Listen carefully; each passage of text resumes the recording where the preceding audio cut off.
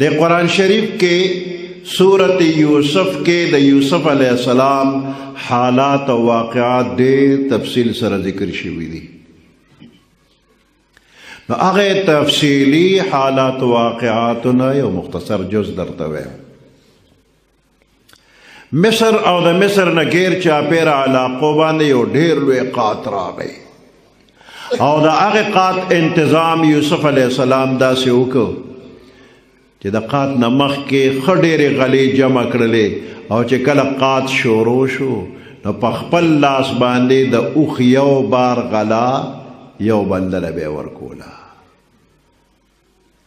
یو نوجوان راغی وی غله راکا، یوسف علیه السلام ورته د اوښ یو بار غله ورکړله. هغه کور ته یوړه سنبالې کړه، نو بیا راغی وی غله راکا، بیا وله ورکړله. هغه کور ته یوړه کېښوده، نو بیا راغی وی غله راکا. یوسف علیه السلام ورته یې د خدای بنده دې دومره عظیم قات ته ګورې نه، څو ځله دې غله یوړه، اوس بیا راغلی غله غواړې. هغه نوجوان ورته ویل ته ما نه پېژنې او ته زما د حاله خبردار نه، که تا وپېژندم او زما د حاله خبر شي نو غله داسې شی دی که د مصر حکومت مې د نه اغوسته نو منې به یې نه کې را به یې کې. یوسف علیه السلام ورته شاه بزر که زر راتال وی ته څوک یې، ستا څه حال دی؟ هغه نوجوان ورته وی ته چې زلیخې په اوو دروازو دننه بند کړې او تا نه مطالبه وکړه نو تا د هغې خبره ونه منله او آخر کې دې منډه کړه وتښتېدې.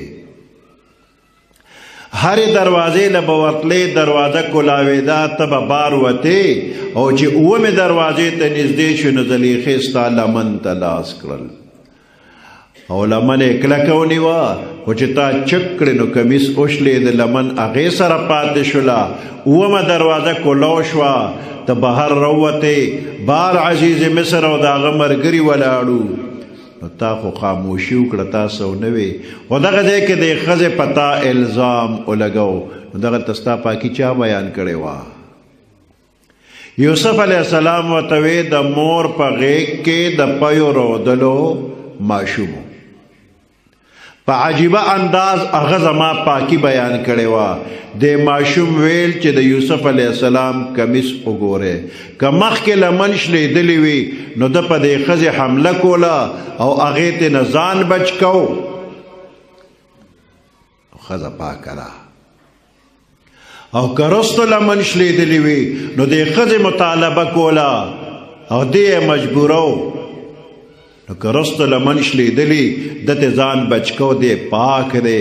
نو هر چا چې زما کمیس وکته رستو لمن شلېدلې وه نو هر چا وی یوسف علیه السلام پاک دی.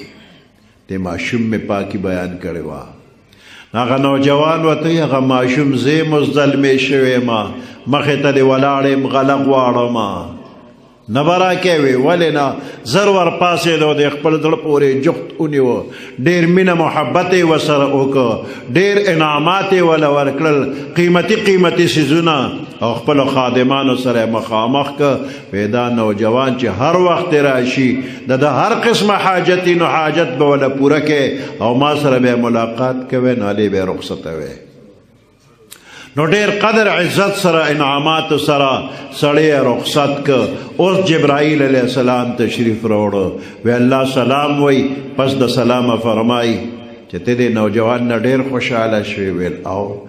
ډېر انعامونه دې ورکړل؟ ویل او. وی ښه د په ټول عمر کې صرف یو ځل ستا پاکي بیان کړې ده، ته څونه خوشحالېږې، څونه انعامونه ورکې، او کم بنده چې همیشه زما پاکي بیانوي زه به د هغه نه څونه خوشحالېږم، هغه له به څونه انعامونه ورکوم.